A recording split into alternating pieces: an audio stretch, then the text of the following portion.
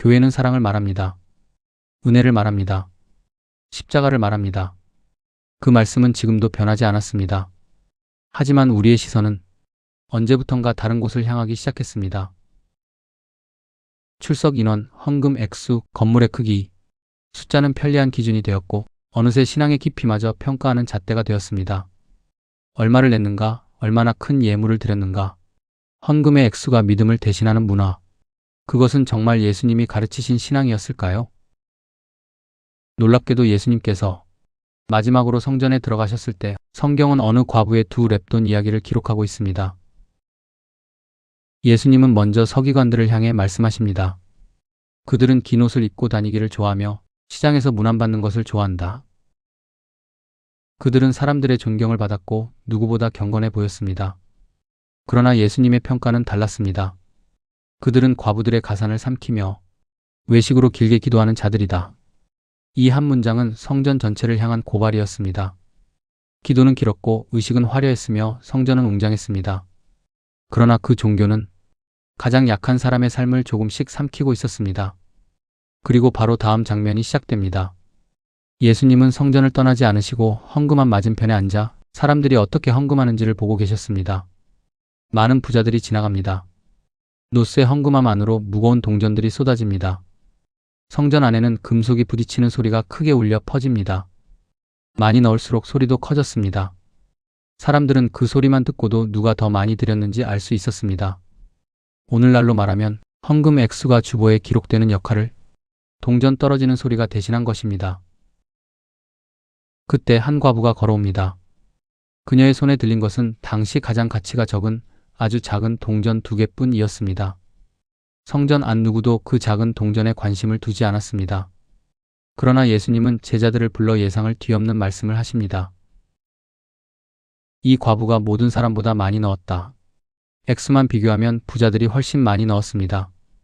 하지만 예수님은 처음부터 액수를 보신 적이 없습니다.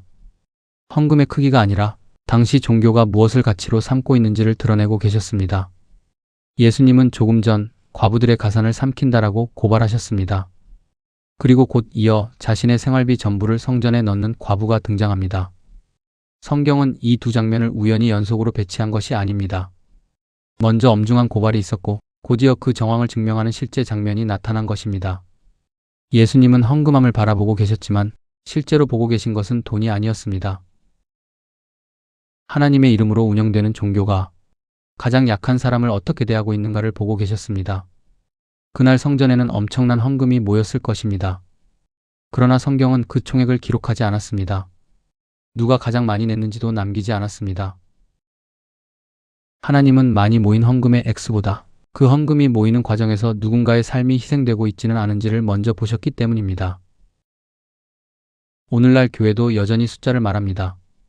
출석 인원, 헌금 액수, 건축 규모, 예산과 성장. 그 숫자들이 필요할 수는 있습니다. 그러나 숫자가 신앙을 대신하는 순간 성전은 이미 방향을 잃기 시작합니다. 예수님은 단 한 번도 큰 헌금을 큰 믿음이라고 말씀하지 않으셨습니다. 오히려 숫자에 가려져 있던 한 사람의 삶을 드러내셨습니다. 돈이 많아질수록 가난한 사람이 더 외로워지는 종교. 건물은 커지는데 약한 사람의 눈물은 보이지 않는 종교. 숫자와 성장에 눈이 멀어 그 안에서 희생되는 한 사람을 잊어버린 종교. 예수님은 바로 그 현실을 성전 한가운데에서 조용히 드러내셨습니다. 그리고 성전을 떠나셨습니다. 그 이후 다시는 성전 안에서 가르치지 않으셨습니다. 그것이 마가복음이 기록한 예수님의 마지막 성전의 모습입니다.